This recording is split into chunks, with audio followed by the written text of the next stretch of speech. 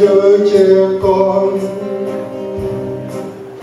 cho con sớm tối miếng cơm chiếc áo và dạy con tiếng hát trẻ thơ. Con xin ghi nhớ bao lời mẹ dạy quên, luôn yêu kính Chúa yêu người.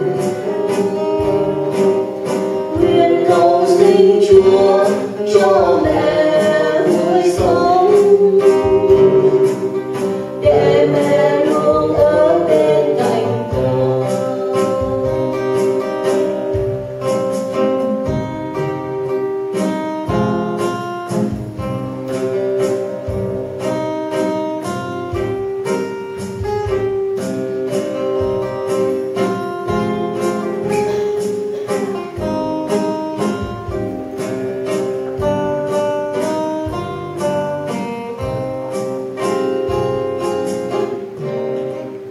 Cảm tạ ơn Chúa cho con mẹ hiền,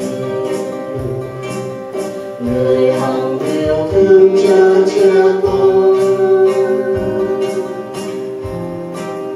cho con sớm tối miếng cơm chiếc áo và dạy con tiếng hát trẻ thơ. Con xin ghi nhớ bao lời mẹ dạy khuyên,